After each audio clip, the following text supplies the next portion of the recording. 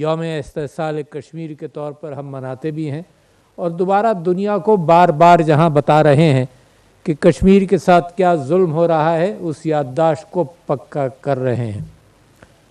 اور بڑی لمبی جد و جہد کی کہانی ہے۔ میرے بھائی نے یہاں پر ذکر کیا کہ 1832 میں کیا واقعہ پیش آیا۔ پھر ہمیں یہ بھی یاد ہے کہ 1846 میں معاہدہ امرتسر کے تحت کشمیری بھائیوں کو 75 لاکھ نانک شاہی کے عوض بیچا بھی گیا، اور یہاں کا مسلمان ایک مسلسل جد و جہد کے اندر لگا ہے اور آج تک لگا ہے۔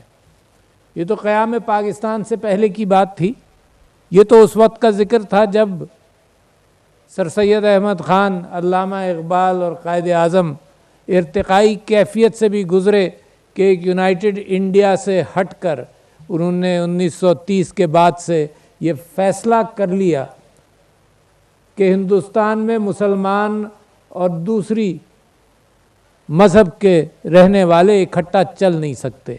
یہ اس وجہ سے نہیں کہ مسلمان خود علیحدگی چاہتا تھا، بلکہ اس لیے کہ مسلمان اپنے جذبے کے تحت، بین الاقوامی سوچ کے تحت اکٹھا رہنے کو پریفر کرتا تھا۔ اور جب آل انڈیا مسلم لیگ جس دن بنی 1906 کے اندر، اور اس کے پہلے صدر سر سلطان محمد شاہ آغا خان، انہوں نے یہ کہا کہ ایک بیرسٹر ہے بمبئی کا جو کہتا ہے کہ ہندوستان یونائٹڈ ہوگا، تو وہ بیرسٹر قائد اعظم محمد علی جناح تھے۔ تو یہ اس بات کی گواہی ہے کہ مسلمان نے ساتھ رہنے کی کوشش کی۔ اور 1930 میں پھر علامہ اقبال نے بھی یہ پہچانا اس بات کو، دو قومی نظریے کا پرچار شروع ہوا، اور lectures on reconstruction of Islamic thought جو انہوں نے لکھنؤ اور کانپور میں دیے اور انگریزی میں دیے۔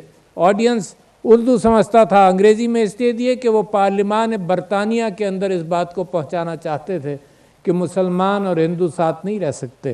اور قائد اعظم نے پھر یہ موومنٹ چلایا، اور 1940 کی ایک داستان۔ یہ میں آپ کو اس وجہ سے بتانا چاہتا ہوں، یاد دلانا چاہتا ہوں، کیونکہ اس دو قومی نظریے کو ہندوستان چیلنج کرتا رہا۔ پاکستان میں بھی کچھ بد نصیب لوگ تھے جو اس کو چیلنج کرتے رہے، اور ہندوستان روزانہ، بھارت روزانہ اس پر مہر لگاتا ہے کہ یہ نظریہ سچا تھا، روزانہ مہر لگاتا ہے، روزانہ۔ کل کا ایک ویڈیو میں نے دیکھا جس میں معصوم بچیاں 9ویں اور 10ویں کلاس کی جو حجاب لگا کر کرناٹک میں اسکول جا رہی تھیں، ان کو باہر روک لیا گیا اور کہا گیا کہ حجاب اتارو۔ تو ہندوستان جس انداز سے اپنے اندر آگ لگا رہا ہے وہ تو ایک الگ کہانی ہے، جل جائے گا، باقی نہیں رہے گا۔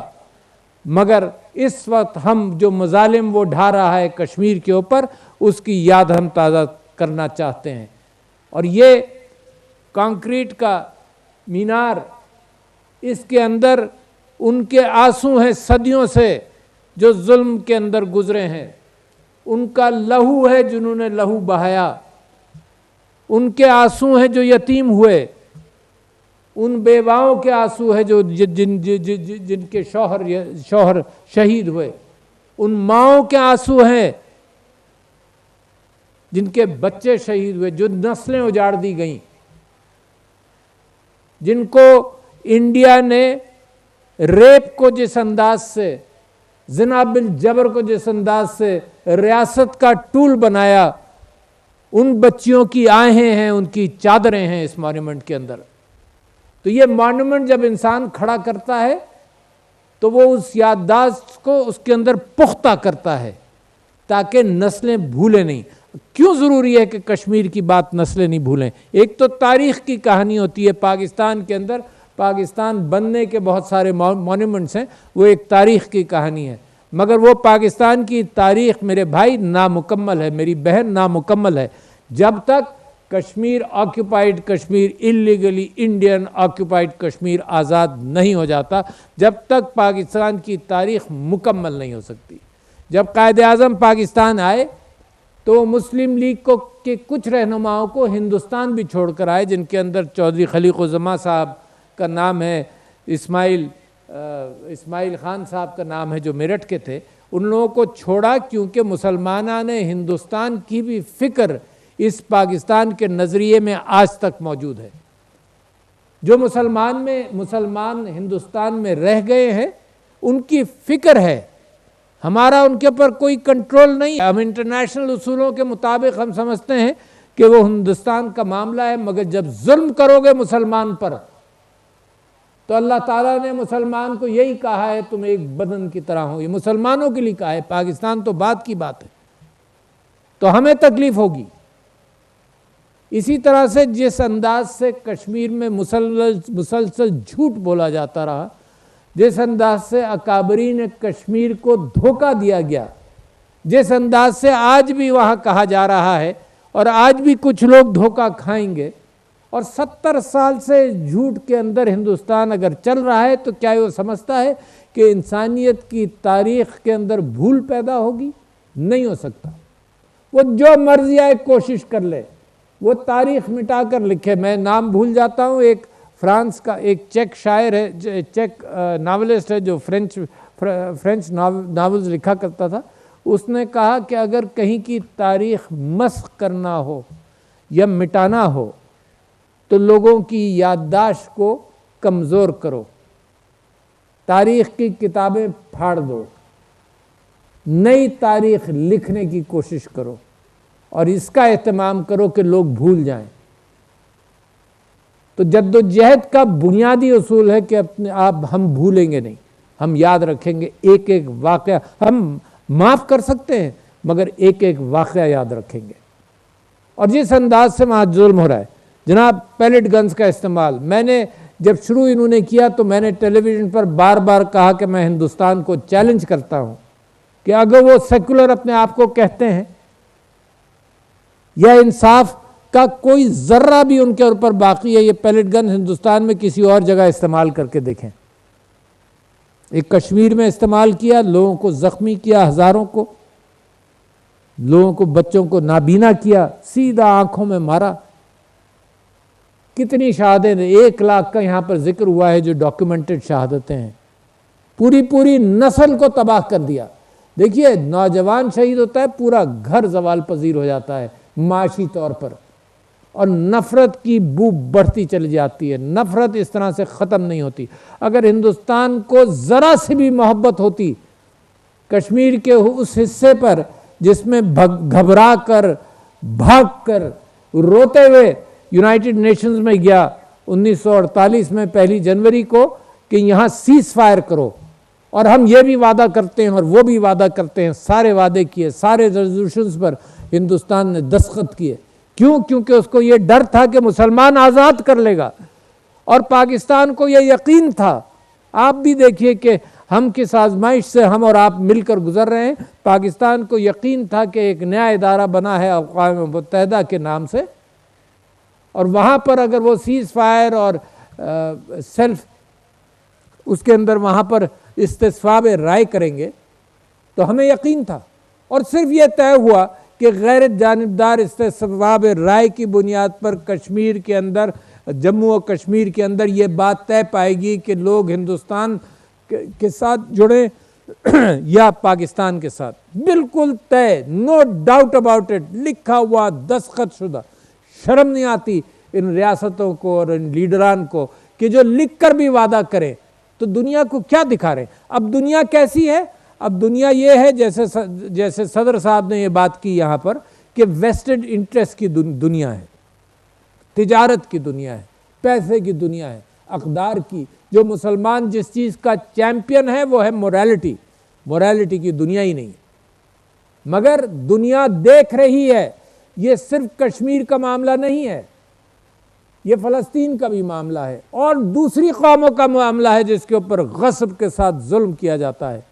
پورے مشرق وسطیٰ کا جو حال خراب کیا گیا، کوئی موریلٹی نہیں ہے، جھوٹ کی بنیاد پر تباہی کی دنیا پیدا کی گئی ہے۔ تو دنیا دیکھ رہی ہے آپ کی طرف، دنیا دیکھ رہی ہے مسلمانوں کی طرف کہ شاید صدیوں بعد اقدار اور اخلاق کی بنیاد پر ہیومن رائٹس کی بات ہوگی۔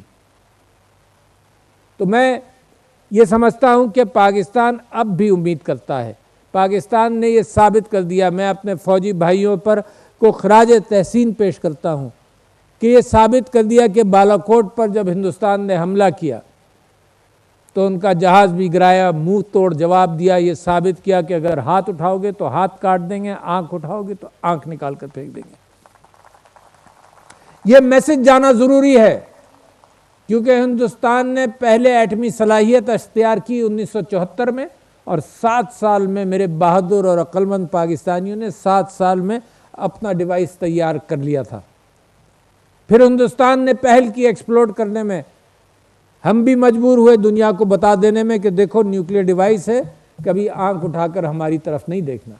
اس کے باوجود بڑی جنگ کے مقابلے میں, چھوٹی جنگ کے مقابلے میں ظلم و تشدد کی جنگ تو جاری ہے.